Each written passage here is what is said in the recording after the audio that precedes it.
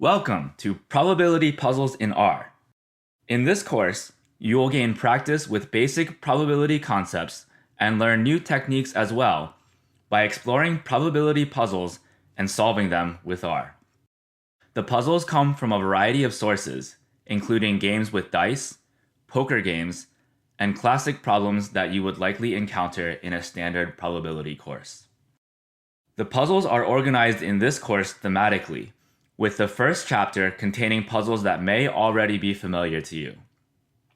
The next chapter utilizes well-known games where dice are rolled. Chapter 3 contains puzzles posed by various educators on Twitter or elsewhere on the internet.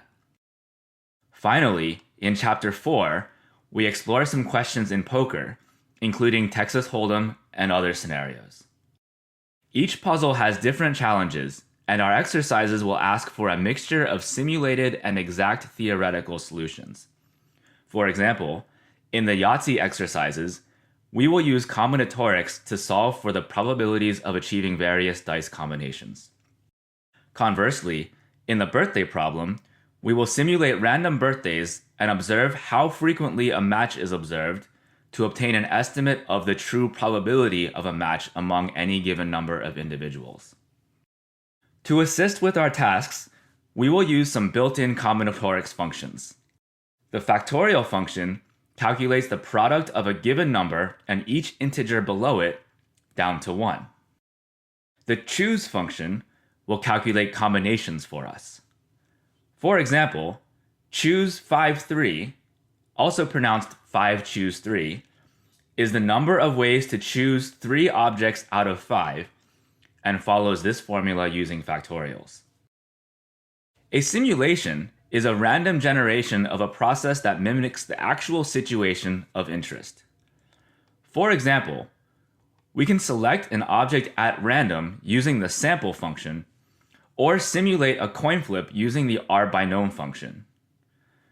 To repeat a process several times, we can use the replicate function or a loop such as for or while. Finally, we will often set a seed using the set.seed function. Computers generate pseudo-random values based on the seed as a starting point and a random number generator algorithm.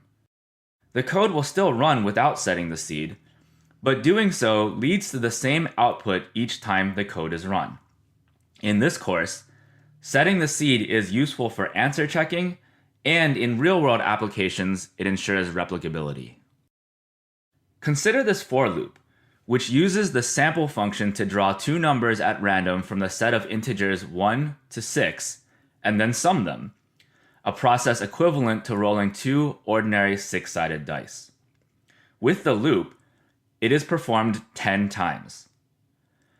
Note that in the function call, we must specify the option replace equals true, so that when a given number is selected on the first draw, it is still possible to be selected on the next draw, thus mimicking the behavior of 2 independent dice.